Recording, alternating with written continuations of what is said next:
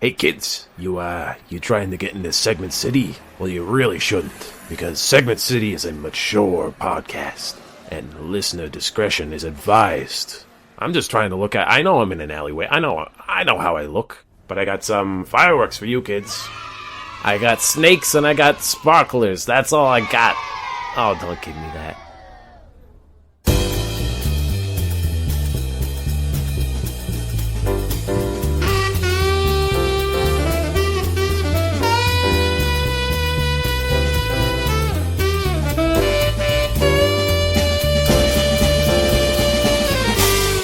Well, I've been last year and this year. We're coming up on summer, getting ready to do a little urban gardening. Oh, little gardening, getting some vegetables, become a real farming man out here in the city. Can you do me a favor? Can you show me your hand on your on the camera on our video call? Look at these doughy fingers. Oh, these my haven't seen goodness. a day of work in my life. Oh, yep, not green. That thumb is not green. No, you do sorry. not have a green thumb. Decidedly pink. Yeah, I think it might not go well. I don't know. So are you just now? Here's the thing: are you trying to plant corn in the cracks of each sidewalk? Is that what urban? Is that you're walking down the streets of my neighborhood and you're like, what is going on here? There's so much corn. A single stalk just coming out of the crack, and then somebody's like, "Oh, helping the community." You take the piece of corn off. Great. No, we have a little garden plot, but my thought was, we're getting some seedlings going before it really gets too warm out, so we can plant stuff in the ground. Mm-hmm. We're taking these plants are so. I would have thought that plants would have been better at surviving. Is basically my point. Okay, so this is victim blaming the plants. So we're growing these seedlings. They're coming up. They're doing great. We got so many little sprouts coming up. Yeah. But we got specific generational seeds that have been raised in the Northeast and have been modified and selected to be the best of the best. We bought them a grow light. We brought them. Yeah. We have a soil heating pad. These fucking plants are getting the treatment of their lifetime just so that they can grow up and go in a little garden. And I'm just saying, if they need all of this to grow, I don't know how we're surviving. I don't know how the grocery store has tomatoes if this is what it takes. I'm gonna say two things. One, are you growing things that are in the Northeast, or are you? Yes. Yeah. Okay. Yeah. No, these are specifically for the Northeast. And I'm not saying that they're not coming up. They are coming up. They're doing great. But all I'm saying is it's a lot of plants are evolved so that you get eaten by a squirrel and you go through the entire digestive tract of a squirrel and get shat out, and that's how the seed has to survive. You should just be able to go down down to your park and throw some seeds onto the ground, and that should cause things to grow. That's all it should take. I'm going to take this moment because it seems like a perfect moment to thank the farmers of America around the world, because it's hard work. Tech bro hot take. Farming is easy. I could say the same thing though about because you said plants are getting soft and doughy.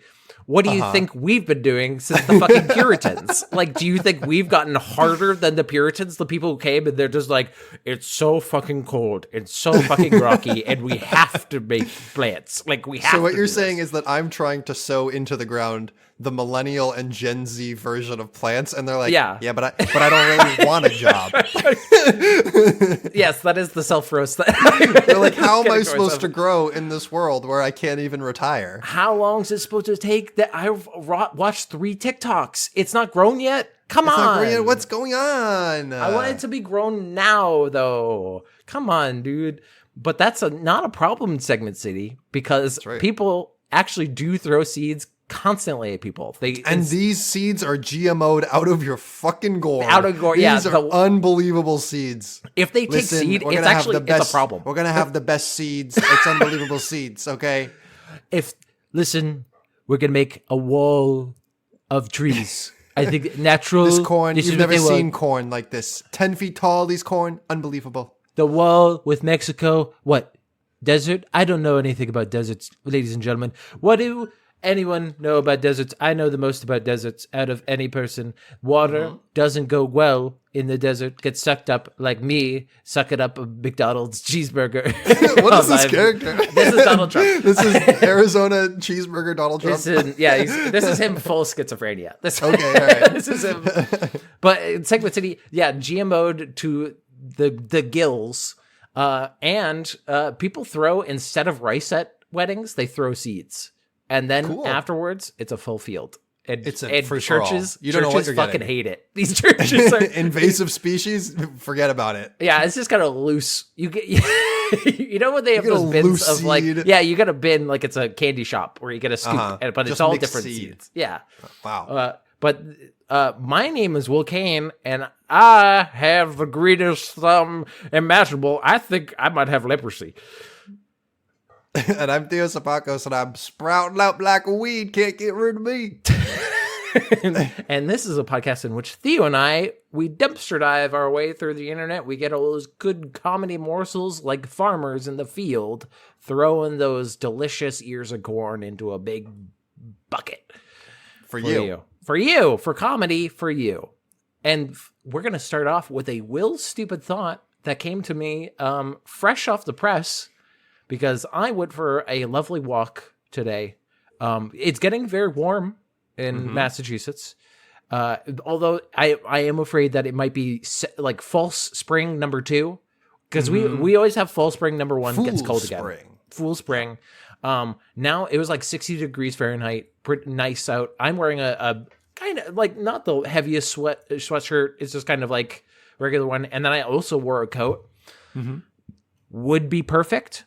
And this is where the Will Stupid Thought comes in. Can I please have a backless sweatshirt, please?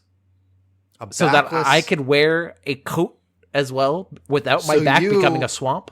Want to be all business in the front and all gala in the back. You want to be ready for the red carpet and for a little bit of wind. Let's call it as we see it. I want assless chaps, but for sweatshirts. I want a backless. You want sort of a zip off situation, but for your back. Yeah, this is. I did do a cursory Google search to see if this is a product that has already existed. Tons of ones for women, 0 for men. But Wait, those they are like make fashion these for ones. women? Okay, it's like there's one that's like was very provocative, and it came out. I remember seeing it like a few years ago, and I think it was called like the Virgin Killer because Whoa! Okay, I will. I'm. You had such a bold reaction to it. I mean, that's quite the name. I mean, that's just. It came up, so I am correct. That is what it's called. It is kind of a knit sweatshirt that the entire point is to show off as much side boob, and like basically top of your ass. And also, I don't think I'm ready for this to be in my Discord history. I don't think this is appropriate for me to have as a permanent record on my permanent record. What? I mean, if you're at work right now listening to the podcast, definitely don't look this up. but this is as nice or like as tasteful as these usually get. Wow. Okay. This is definitely some bait. That's what this is. Yeah, this is 100% bait. It is imagine a sweatshirt, ladies and gentlemen, that goes down past like to your thighs, like mid thigh ish. This is an apron. It's an apron. It's an apron that barely covers her ass. Like it is backless, armless, but it goes up into a turtleneck, which is weird. But anyway, I'm gonna say this to you. For me. Yeah. I'm gonna say this to you. If you're wearing a zipped up hoodie, or a zipped up, are you gonna say turn it around? Turn that son of a gun around. Think on that. Think on that, Will. I'm gonna say there's an added benefit because all of my zip ups are hoodies, so that if I get in a conversation with somebody I don't like, immediate escape hatch of just put the hood over my face, over your face, and then crab walk away like Zoidberg. and then the other person goes, anyway. So I was doing this TPS report. Will, what's going on? Hello? Hello. There he goes. There he goes. And then I escape, and it'll be great. But this is what because my back gets so sweaty. That's the main problem is because we're here to talk about Will's sweaty back. We're here to talk about no one else is talking about it, so we've got to. We have to talk about how sweaty my back is and how much because there's a fashion style that I look at and I go, oh, that's I like that, of when like the very academic having like a collared shirt with a sweater over it and then also a blazer. You know, that's that 3 like, layers professor, on your back. That's no ventilation. And that is for like skinny fellows, skinny professors can wear that because they do not have body heat. I am a furnace at all times, and I would immediately overheat and die like a horse in the Sierra Nevada desert. Now, Will, in my travels when I was in Japan, I saw an article of clothing that I think I couldn't find it in a store because it was off season, but it's a must for me this season. Oh, ooh, this is turning into another segment of just like Will's fashion or Theo fashion. It is a shirt, like a nylon shirt that has 2 fans, like computer fans, built into it, and it blows air onto you as you wear it. It's called a Workman brand shirt. It is incredible technology these Japanese people have come up with, because honestly the world's just getting hotter. The world's just getting hotter, and we need to find clothing that is not only passively cooling you, but is actively working to cool you down. I think this, and you look like a little Pillsbury Doughboy when you wear it because it's all poofed up. It's beautiful. Oh my God. Okay, technology. I was going to make the joke of I have one of those inflatable T-Rex outfits, and I did find it very comfortable. Yeah, it's that. Because it's actively cooling you. It's actively cooling me. Maybe that's what I just want, is something actively cooling. I just needed fans installed. Maybe it's not the backless, is what you're saying. Is what right. I just need. What I'm mechanical. saying is that you need to get one of those Professor Tweed jackets, but you need to cut out little rectangles, and you need to take out your graphics card from your computer, remove that fan, and install it into the tweed jacket. I've already told you that my computer does have like 12 fans. I've installed a lot of fans. I could spare a few. It could probably go down to 10, and you get 2 for your favorite jacket. Easy peasy. Here's the thing, though, is because you did say you were puffed out like the Pillsbury Doughboy, and so that a little bit. I'm trying to look suave and cool at a dinner party where there's nice piano jazz in the background, and I'm just like, oh, I'm getting a little bit hot under the collar. Excuse me, ladies and gentlemen. Hey, no, it's gonna be silent. No noise associated, because these silent boys are going crazy. Up and I'm just like, hello. They're just like, okay, did you just eat gum at Willy Wonka's Chocolate Factory? What are you doing? Like, what? Why? Here, let me paint you the opposite picture. You're getting a little hot. You go, ooh, I'm getting a little toasty. What's that? Next conversation you go to, your back is a slip and slide. Not classy. Not classy. That is true. Because here's the thing. I have gotten into the cycle of have you ever worn a raincoat and it like makes you sweaty because it keeps moisture out and it also traps it in. But it also traps it in, not breathable. I did like I helped at an elementary school and high school to do like some jamboree event, and then I came back and I still had classes, but I was so sweaty. And you were wearing a Gore-Tex suit. Yes. I was wearing a raincoat, and I knew the moment that I unzipped it, took it off, the smell alone would escape, and I would be mortified. So I had to keep it on the entire day, and I was just like, it was a containment unit. Yes. Yeah, it was not good. But anyway, this is I will maybe install fans. I'll cut those fans. I'll cut off the back of my own sweatshirt. There you go. Maybe, and it's a good talking point. Oh, what's that? Oh, you're so cool. You're so ventilated. No, that's not the talking point, because the next sentence says, "You want to know why?" And then I pull the blazer off and I show up, and they're like, you did a terrible job. You didn't even like hem it or anything. Like, oh man. Oh no, jeez. All right, but this. It feels like a good ending point for this stupid thought. Hopefully, your next segment will also end at some point. I mean, inevitably, sure. That would be wild if the contrary were true. The look on your face as you just were like, yeah. What? Yeah, what the fuck are you saying to me? All right, my first segment comes to us from prnewswire.com. And it comes to us hot from the presses, released today, this morning at 10 a.m. 10 a.m. Eastern Time. DiGiorno combines 2 beloved crust types for a new innovation. Thin and crispy stuffed crust pizza. That's what? Okay, no, that's the. Sorry, whoa, my brain just imploded. What's happening? This is like when you tell a robot like a logical fallacy or something, and their brain just like because you're just like stuffed crust, but also thin crust. That's impossible. Like what? That's impossible. Is it like a balloon? Like is it just a thin amount of material around this cheese? Who knows? A first-of-its-kind crust from the brand DiGiorno Thin and Crispy Stuffed Crust Pizza offers pizza lovers the best of both types of crust, thin and stuffed. I have to break here. Will, please weigh in on your opinion on the best type of pizza crust. Ooh, that's tough. I'm going to say that's a tough one. My favorite type of pizza, I like it a little bit doughier. I do like when it's like a nice crispy. I'm not that big into like charcoal. You know, people like it burnt. I don't like it that burnt. Not burnt. No. There's one like food truck that sold personal pizzas that they would always burn it a little bit. And that was okay, but like I like a nice doughy one. I'm gonna say I like a thin like base to it, but then the crust, make it as doughy as you want, because that's the hand. I don't want it to be like, oh, it's a thin crust pizza. What I want it to be is a normal pizza that has a little bit of crispness to the way it's been a nice cooked.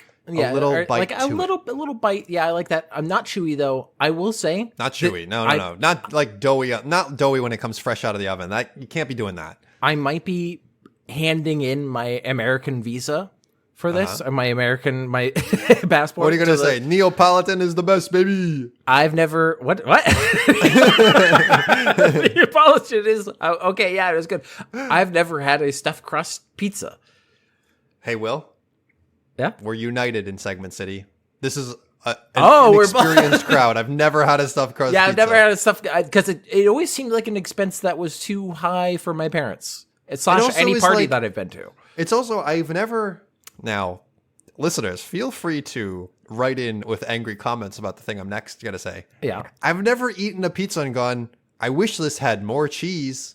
I've had that. I've had ones that I hate when you bite in and the cheese is like solidified enough that it all gets pulled off. That's when I'm like, give me more cheese. Oh, that's like day old pizza. I don't That's bad. Yeah, that's bad pizza. But like okay, I should modify. Pizza, I should modify by saying I've never eaten a good pizza and been like, I could really just shove more cheese in this. That's fair. Because I think it's the American thing that we have seen on multiple times on the takeout as well as this PR news. If this podcast knows any one thing, is how nasty Americans can be, especially when it comes to fast food. We get wet and wild. This is we sure do. I'm gonna say, in terms of the wildness that we've had the chizza on this fucking program like last week. We have. The idea of having like people being like, well, they have breadsticks here, let's have breadsticks be the crust, is like pretty good idea. Like I don't mind that, but this sounds like it's a lot. Like I don't want to look. Sounds I'm like gonna Google it.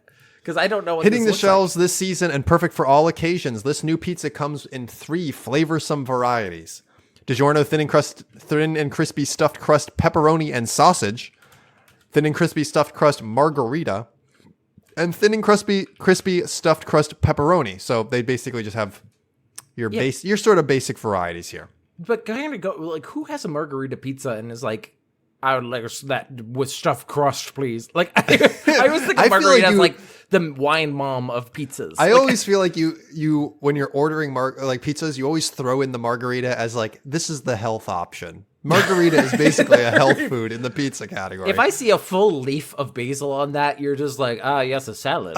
Vegetables. Yes. That's a full serving as far as I'm concerned. Here's a quote for you. Quote, as the reigning experts in pizza crust, we pride ourselves on offering the best and most innovative pizzas to our loyal fans and ultimate za lovers, says Kimberly Hollowiak, senior brand manager for DiGiorno. With the continued rise in thin crust as a top crust choice amongst consumers on the ongoing love of cheese, our culinary team wanted to combine the goodness of both to create a new innovation that delivers as a crisp crunch with melty cheese that comes straight from your oven. Will, would you hand the title of the reigning experts in pizza crust? Would you give that to DiGiorno? You think they deserve that? I'm gonna say DiGiorno does have a place in my heart. I do understand it is very overpriced, but I used to go to a friend's house and he would constantly, like, we'd have that for lunch. And so it does kind of fill that place in my soul. But Theo, the problem is I Googled to see what the fuck they meant about stuffed crust that is also thin. And then I looked at the base stuffed crust. Right. I cannot tell them apart. They are the same thickness to me. That, like, literally, because they neither. It's not like the base stuffed crust is like fucking massive, like has a little bit of cheese. They're both like, I don't know, a bread tube that has cheese in it. Like, yes. They've wrapped the crust around a mozzarella stick. Yes. So is it the crispiness? Is it like they're like, this is a crunchy bitch? This is really gonna break your teeth with how crunchy it is. The margarita and pepperoni and sausage varieties of DiGiorno thin and crusty stuffed crust pizza are available now in select retailers nationwide, while the pepperoni with Mike's Hot Honey variety rolls out to frozen aisles in June 2024. That sounds pretty good. Yeah, might have to check that out. Sounds pretty good.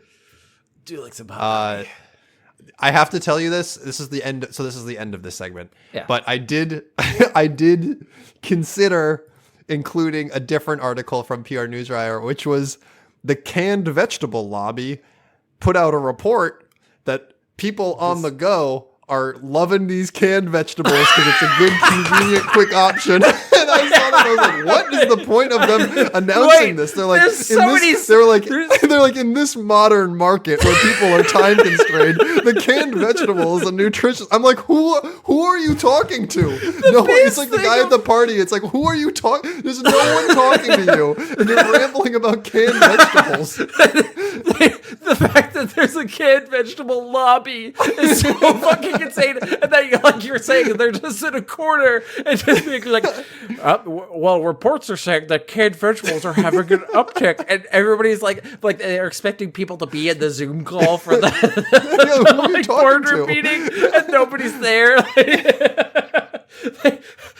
And also, who are these people who are like cracking open one and they're sucking it down? Who's the customer base that they're imagining? Like, shit, I gotta get to work, but I haven't had my daily dose of canned beets. I think I'll just have canned beets straight from the jar. You have to heat them up like for 2 minutes. They're like a little bit hard. Pearled onions, slurp them down now. This is I'm gonna say it's a little dystopian because I feel like that's people being like, I need to get my fruits and vegetables and like trying to min-max your health because you're just minimizing the amount of effort and maximizing your green bean intake, I guess. When people are so desperate that they resort to the Popeye diet, just like slamming some spinach. Oh God. We don't even need to get to the article because I feel like that was self-explanatory, but that's so The article was super dry, but I just love the premise. Holy shit. Yeah, the canned vegetable, because like that, even in grocery stores, it's, the aisle for canned vegetables is a afterthought. Like totally. It's completely. the worst aisle. It's a relic from the 1950s. Oh my God. That is... Wow. Okay, so... Well, I hope your next segment has as powerful a lobby as the canned vegetable lobby. Oh, I mean, that's an yeah, there are powerful players at play in this next segment. Well, kind of powerful players. This is not a very well-known thing, but this is a Wikipedia historian that, kind of going back a few episodes, we talked about I forgot what the name of the league was, but the summary of it was there was a billionaire who was trying to get a new league that people could to their gills filled with testosterone and human growth. Like they are just pumping them to see how far people could go. And it reminded me of another league that went the complete opposite way. Oh, because that seems your league, I feel like, is for references. It was called the Doped Games. As stupid as I remember it, but we are going to be talking about the X League today, which is women's football. The Extreme Football League, the X League, is a women's semi-professional indoor American football league operating in the United States. The league was originally founded in 2009 as the... What do you think the original name for this league was? Women's football. I think I'm going to give you a hint. Go as degrading as possible. What was that movie? It was like 80 for Brady. What? was that 80 like... for Brady Golden Girls Football League of America. That's what I think it was called. Yeah, yeah. That would be, because that would be fun if it was like an 80-year-old win. Although I think they would get hurt, and that would make it. That wouldn't be fun because every game would end with a pile of bodies, and no one would get up. After She's dead. Time, oh no! A pile of bodies, like their actual bodies. Oh man! Oh no! No, this is the original name for the league in 2009 was the Lingerie Football League. Oh, God. The LFL, and later rebranded to the Legends Football League in 2013. I like that. It was like, well, LFL is an acronym. We already made all these hats, so I guess we got to keep it. Let's just get right into the history of it, because the summary does spoil a few things. But the LFL was from 2009 to 2012. So 3 years it wasn't great. Did not do well, huh? The concept of the league originated from an alternative Super Bowl halftime television special called the Lingerie Bowl, a pay-per-view event broadcast opposite the Super Bowl halftime show. Kind of like the Puppy Bowl, but the exact opposite of the Puppy Bowl in terms of wholesomeness. Right. So, well, we got something for the whole family, and we got one for your horny uncle. Yeah, that's literally what it is. In 2009, league chairman Mitch Mortaza expanded the concept from a single annual exhibition game to a 10-team league, branded as the Lingerie Football League, or LFL. The league operated on a similar schedule to the National Football League, the NFL, playing in fall and winter, and played most of its games indoor with similar rules to indoor football. There's a segment that is going over the rules of the league. I'm not going to be going into that. You can read that. It's indoor football. It's basically what it summarized. And then they went into and this is how many yards to the field go. And I'm like, I don't care. Okay, we don't need to know that. Many of the teams were coached by former NFL players and coaches. So this is the wow. So they really pulled some names here. Yeah, and who are already well known in their respective cities. Although I think they probably didn't get anyone who was like too well known, because if they did go Tom Brady, I got a deal for you. Yeah, not a great look. Many of the FLL players had a background in other competitive athletics at college and semi-professional level, as well as some experience in tackle football from playing in some other semi-professional leagues. So they did get women. I'm gonna say outright, the women of this league are professional athletes, and everything that they say in this only reinforces the fact that they're professionals. Because they do have quotes later where they're talk about the outfits, because the outfits are a main drawing. They named the league after them, so presumably yes. But let's get right into that. The initial uniform consisted of shoulder pads, elbow pads, knee pads, performance wear, and ice hockey-style helmets with clear plastic visors in lieu of face masks. Now, you're gonna have to specify performance wear, because I feel like they're hiding something in that term. The original uniforms of the Lingerie Football League consisted of an athletic bra and underwear that were more revealing that they were protective. You can't call something performance for what? This is what I think it goes off the rails, as well as added lace, ribbons, and garters as decorations.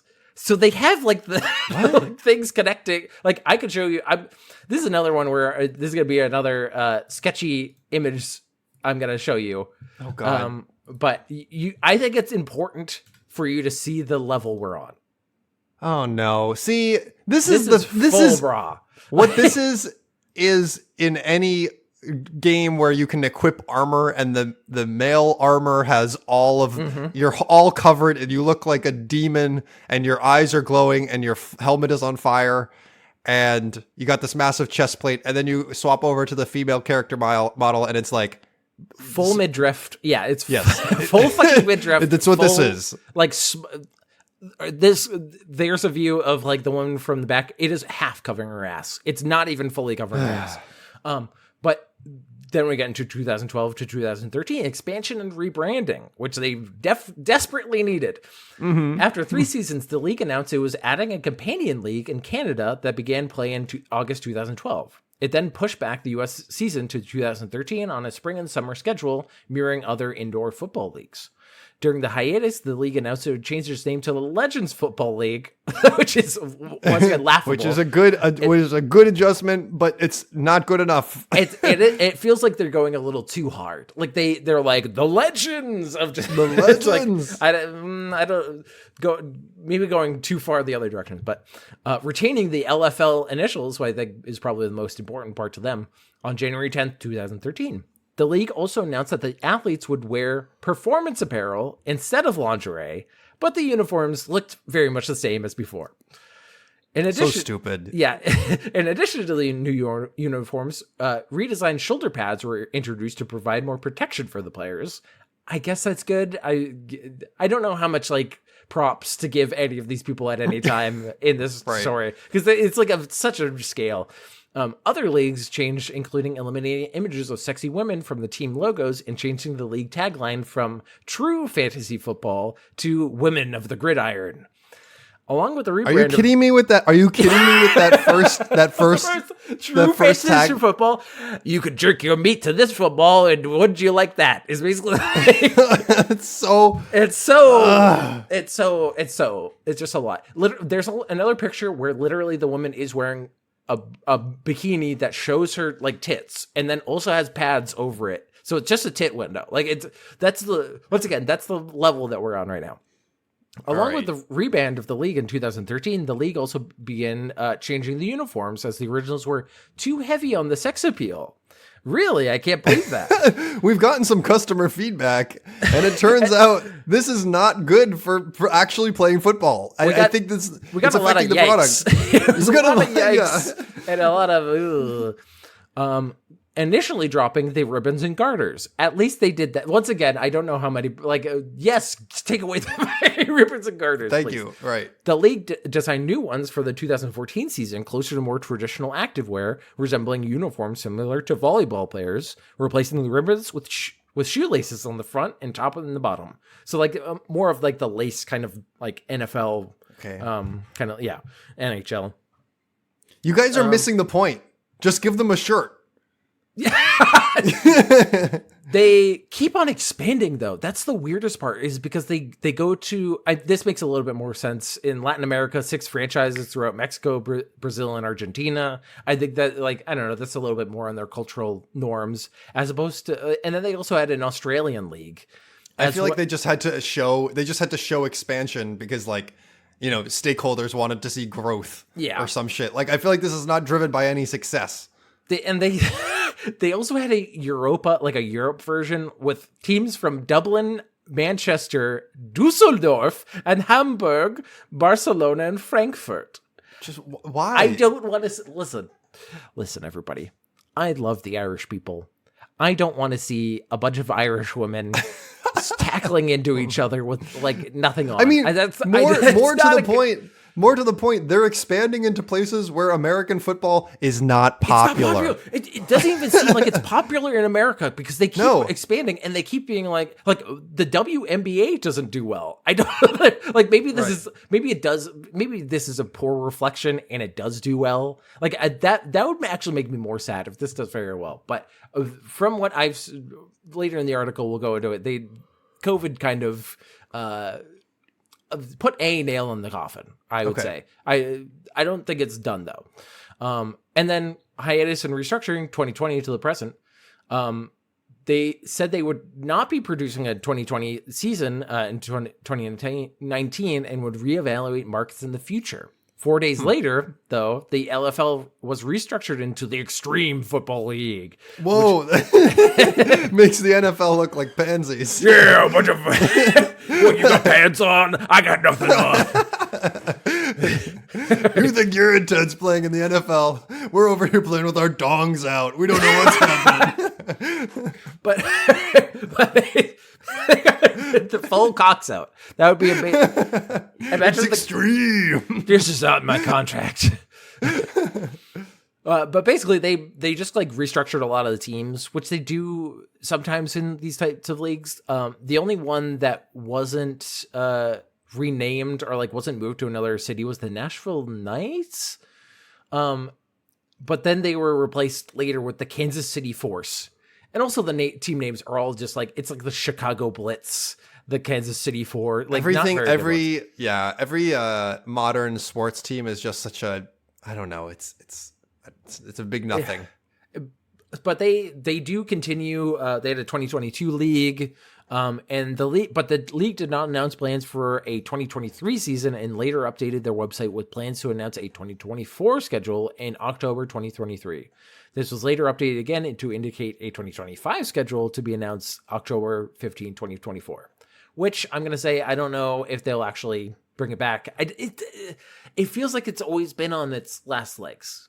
Like, you know what I mean? It always feels like it was on the back foot of like somebody who saw an opportunity and kept on throwing money into it. Right. It's like the whole startup thing where it's like, yeah, but eventually we'll get enough users that we can turn it into real money. Yeah. And it's like, but why do you keep just drowning? Why do you just keep like throwing away money on this project that clearly like no one actually wants? Because I mean, we can let's get into the reception, because I think this is the most interesting part. People... the league was met with criticism throughout its existence. Who could have thunk it? Critics say the league degrades female athletes through pernicious objectification, which great use of the word pernicious.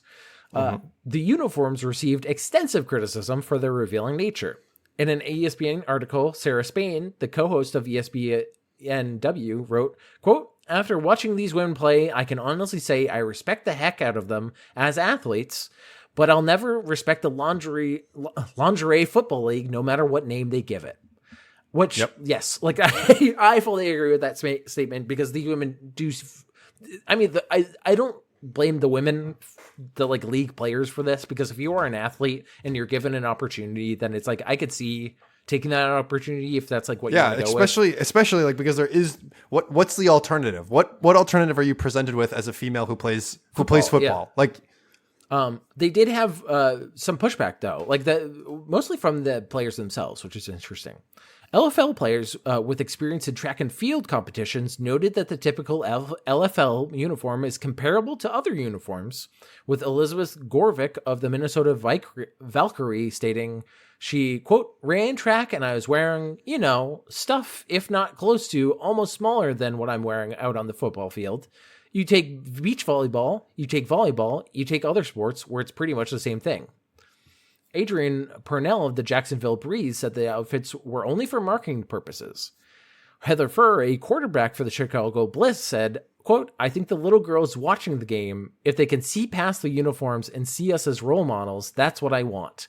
And that's one quote that I don't necessarily agree with. Yeah, I don't think that's taking a few too many little caveats of right. Well, if you look past it, then it's like nobody's saying that you aren't great athletes. I think it's mostly the reason why they're doing this is what I would maybe counterpoint to, because they are right. That is like beach volleyball outfits are. They're not wrong. No, those first 2 points are very apt. I guess does beach volleyball get a pass because it's predicated on the idea that like this happens on the beach? Yeah, that's what I also thought of. Which is what is like that is a weird concept, because if you're just being like, well, now it's just a sport and it happens to be played on sand, then like it's not at the beach anymore. Like, it's also, we don't make men wear like G-strings. You know what I mean? Like, it's not that men would wear, because I think they can wear shirts. I think they can take them off if they want for beach volleyball, but like track and field is especially weird. I feel like, I don't know, maybe it offers, I think people would say it offers mobility. I don't think it would offer more mobility than like a nice shirt. Like that's why it's, and I think those like kind of what you were saying, it kind of fits thematically for beach volleyball, a little bit less for track and field. With this, it's blatant what they're doing. Right. Like it's just for the sex appeal. Whereas other, like you could maybe say for comfort for those other things, this is not comfortable. Like, and you can tell. Right, because if it was based on performance, then the NFL might already be doing it. Like if it offered some freedom that like improved the athletic ability of the athletes, then probably somebody would already be trying to do it at like the highest level. Yeah, I would imagine, right? They say other players are quoted as viewing the uniforms as a necessary evil, with one saying, quote, "Maybe one day girls won't have to wear lingerie to get people interested in women's football," which is, that's sad. Yeah, that's really sad. And also another another player from the Jacksonville Breeze, Liz Gorman, said, I mean, I don't like it. You'd rather wear full clothing. I have a bunch of scrapes on me. Like, I think that's the most succinct thing of like, yeah, it also would fucking suck to get like grass burns and stuff. But basically that is they also talked about like complaints about safety as well. But that's, yes, obviously there's safety standards when the whole point is to have as much skin showing and they want to tackle each other. Like, so anyway, this was what an absurd idea. Yeah. Cause like, it's a pretty big downer, but at the same time, like, I think people discredit the idea that the population is interested in women's sports in general. Like, I think people are like, and it's certainly gaining traction. Like, I know, offhandedly that the women, so both of the NCAA tournaments for basketball were this past weekend, and like the women's final broke viewership records. Like, clearly people are interested in this stuff. Like, it is definitely gaining popularity. So people always being like, well, no one wants to see like women play for professional sports. Like, that just isn't true. Like, I know it's less popular, but it is certainly gaining popularity and pulling like, I don't know, essentially what's a gimmick is like, that's not building towards a long lasting viewership. I don't feel like. It's just the wildest part to me about this is that they threw so much money at it for something that honestly they should have. Because it is less popular, and I think what you would do, you have to like work at scale then of like, okay, we have a smaller scale, like we have a devoted fan base. Whereas this came out of the gate with like 7 teams, like when we could talk all we want about the original thing of it being just like a pay-per-view show was also degrading, but I think it probably worked better as a once a year like little side thing. Whereas if you make a full league, then people have to like pay attention and keep up with the league. Also, like if you're starting, if you're starting an entirely new league, to some degree, you should expect it to start small. Like, you need to gain viewership. You need to make people care, and I think you do that by like having good athletes and like having good competition. Like, these are once again, we respect the athletes. Like these athletes, I do think that these are athletes that are doing like good work. It's just I'm sad that they have to be in lingerie for anyone to apparently watch it, like, according to these people. But listen, all I'm saying is put the men in lingerie. There we go. There we go. That's the only way to make it give fair. them booty shorts, and that'll be fair. But hopefully your next segment doesn't feature booty shorts. Well, that's true. No. Okay. No, nothing I could say. Nothing I could say to spin that one. I've got for us a segment called Florida Man News. We're gonna go through a couple of news stories from down in the south of our country, Florida, where all the wildest news comes from. Are you ready, Will? I'm ready. First article is entitled "Florida Man Arrested After Hurling Sausage at His Brother." Just wait, that's the most clickbait possible. What did he throw it for? He's got to have a reason. Nobody just throws a sausage. Get me in there. I got to do the investigative journal. I got to figure it out. I got to know. A Florida man was taken to jail after deputies said he hurled a sausage at his brother, striking him in the face over the weekend, officials said.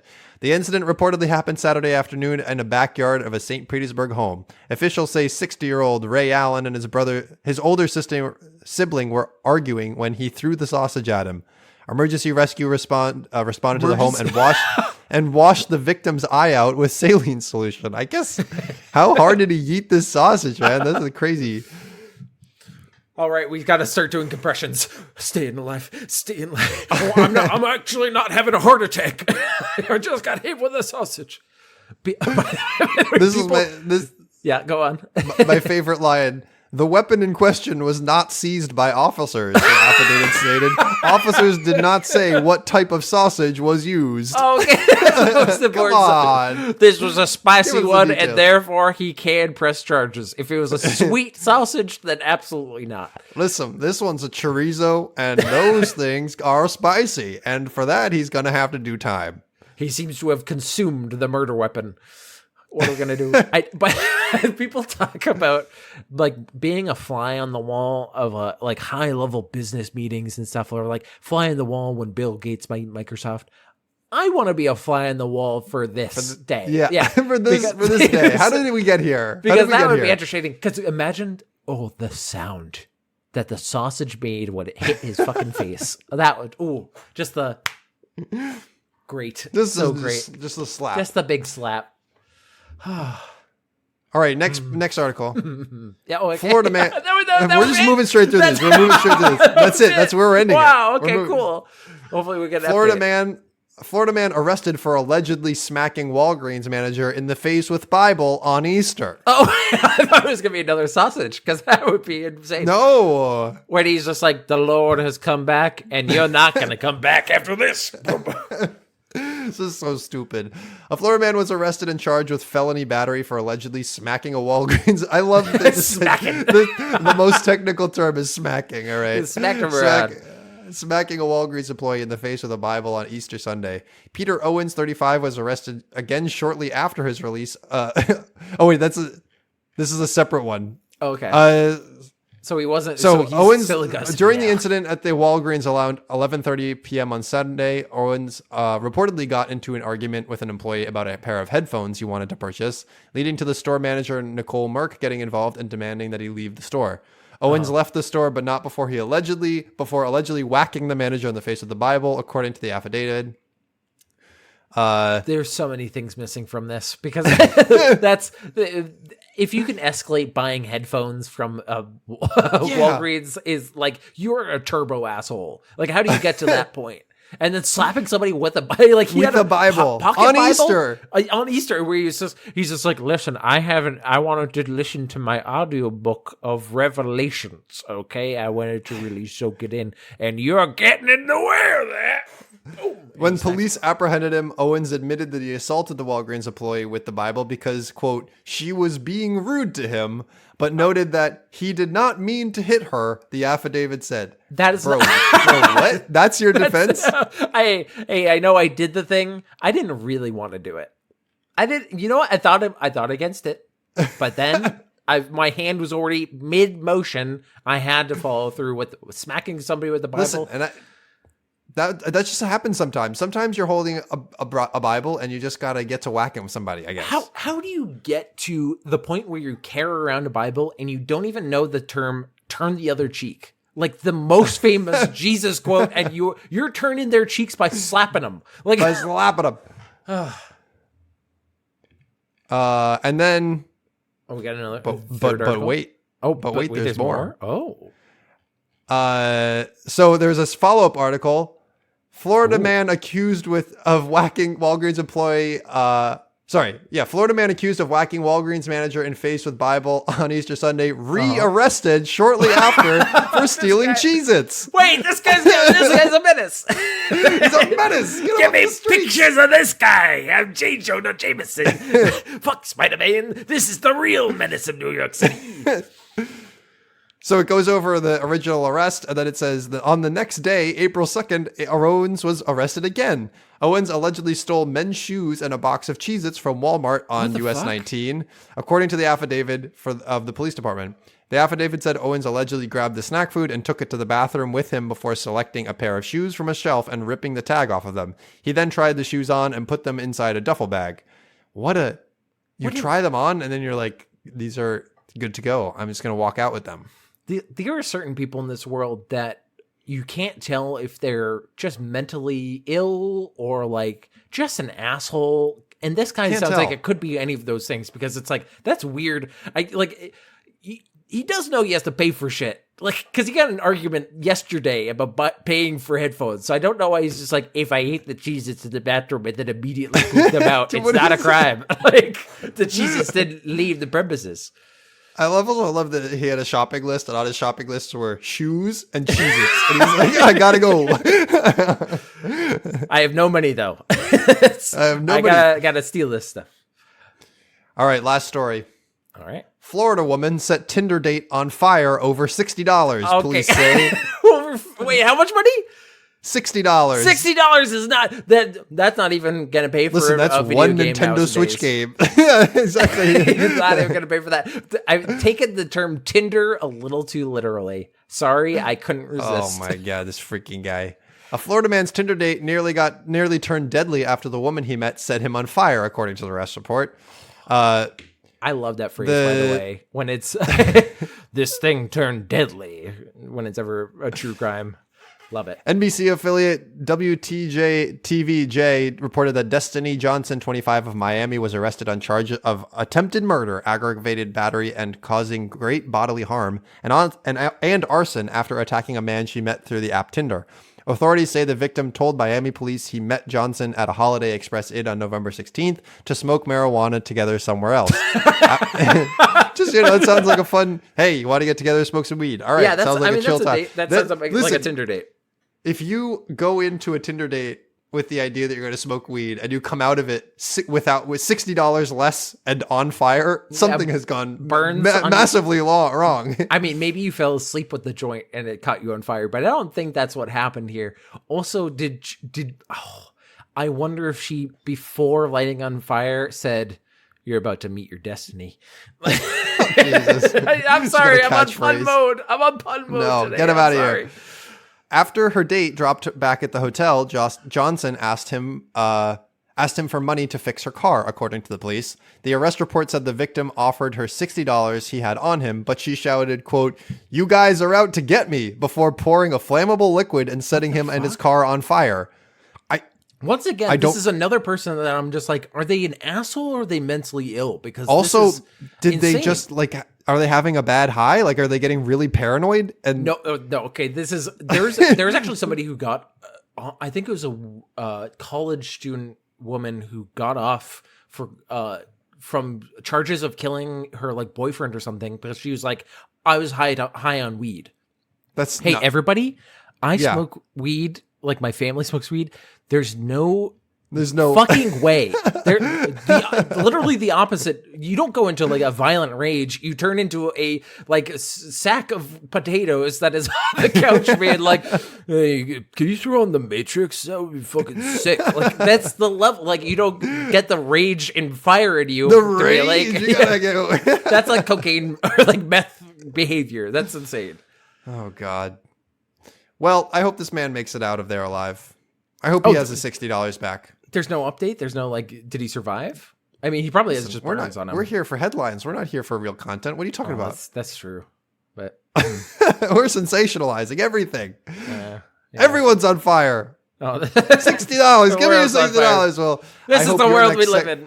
I hope your next segment gives me $60 or else. Oh, Theo, you ignorant slut. I don't think so, because we are bringing ourselves to Amazon Erotica. Oh yeah, no. This is a sexy episode. I didn't tell you at the beginning. Sometimes they'll say if I have a theme. I didn't want to spoil how sexy this was. It's not sexy. Please get me out. Please free me. Amazon Erotica, for people who don't know, is when I go to the top sellers of erotica on Amazon, the book genre, and I read out the descriptions because they are every single time they're wild. Wild. They're wild. This is the Fairy Tales Collection by Elizabeth Kelly, who, once again, love it when they have a picture of when the author uploads a picture of themselves so you know who wrote the smut. And is a series of little childhood fairy tales that they have made sexy and complicated, which is a key part of this. I recently finished reading Dune, and I thought, you know what? I'm going to try to make as intricate a world as this. They changed the names mostly and make them fucking fantasy names. So Duncan, Idaho, if they showed up, it would make more sense in this than in fucking Dune. But first is Beauty, which is Beauty and the Beast, obviously. Mirabelle Vale. Come on. Library assistant, bookworm, and downright dangerous with a slingshot. I'm sorry, what? What? Is that official canon? Also, they call me David because I'm about to fucking kill a Goliath.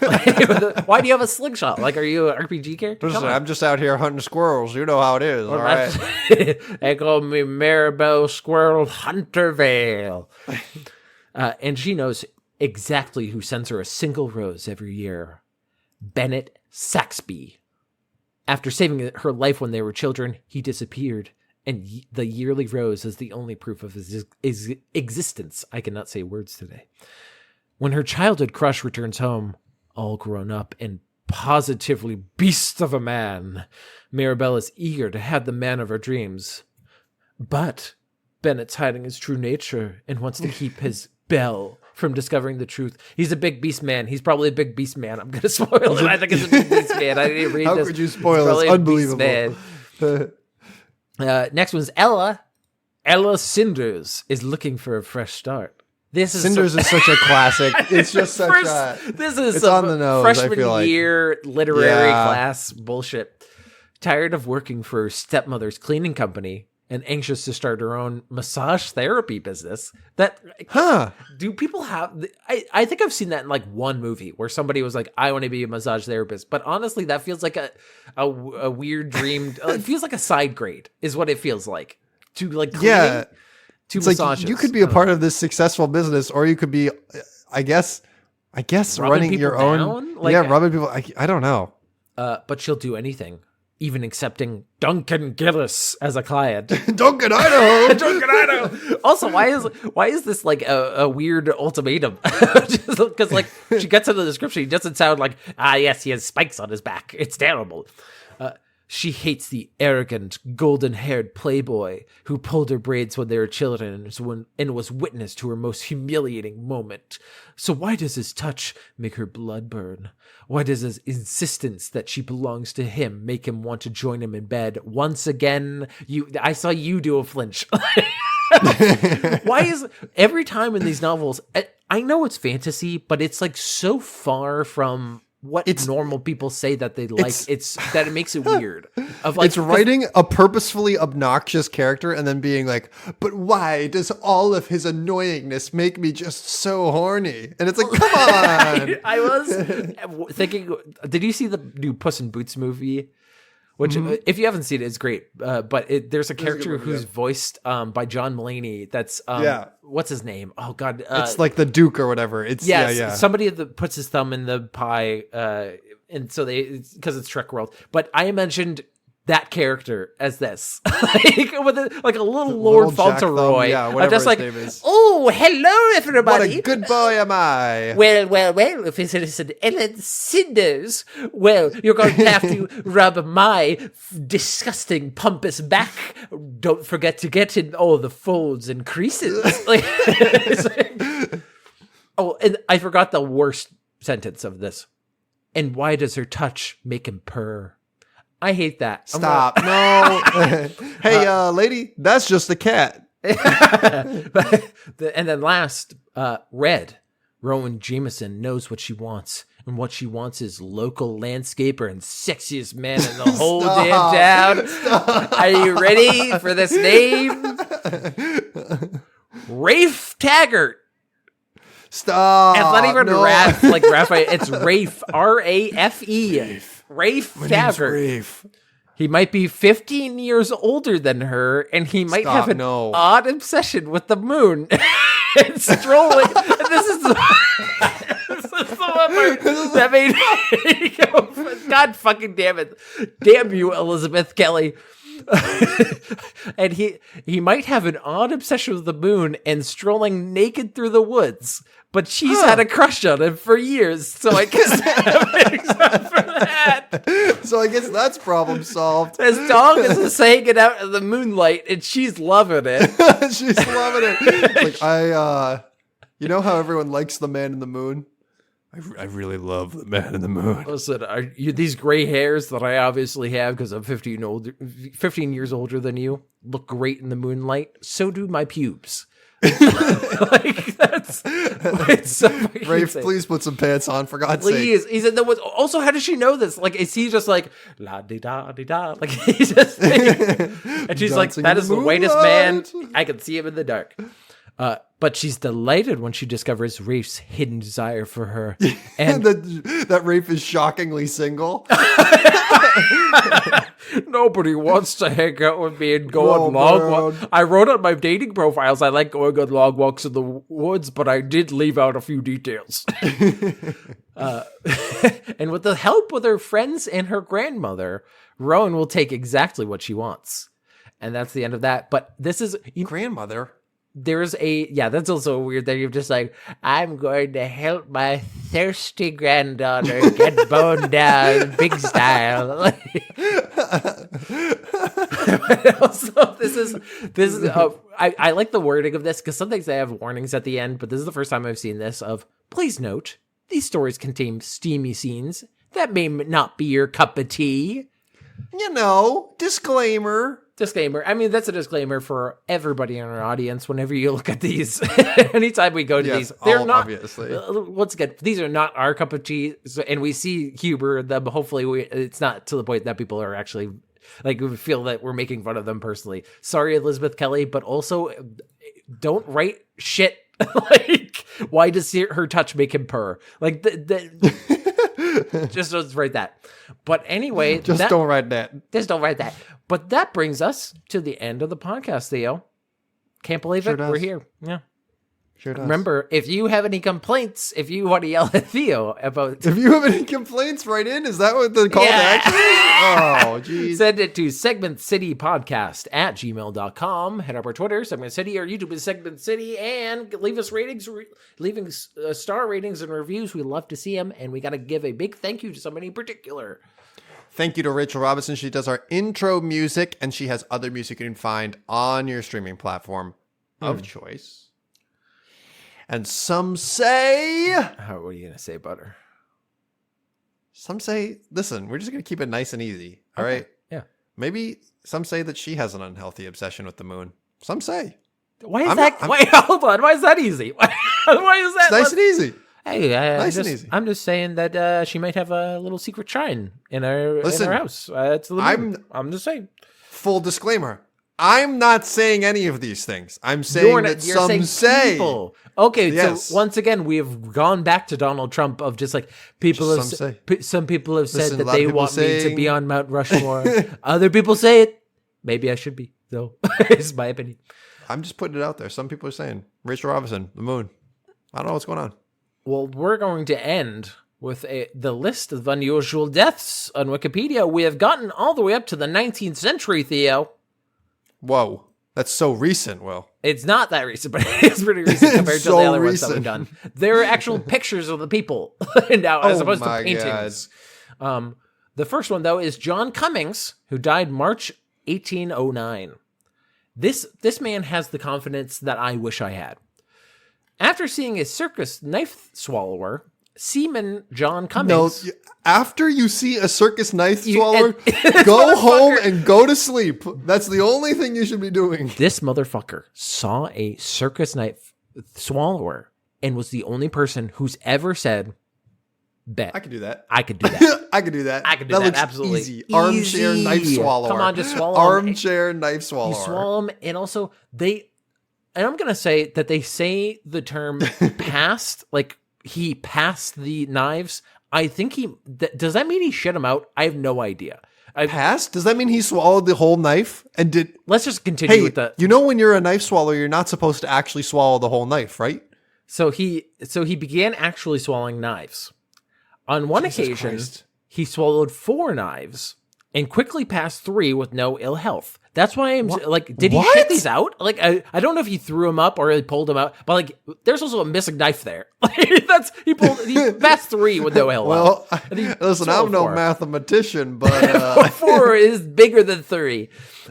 He later swallowed 14 knives.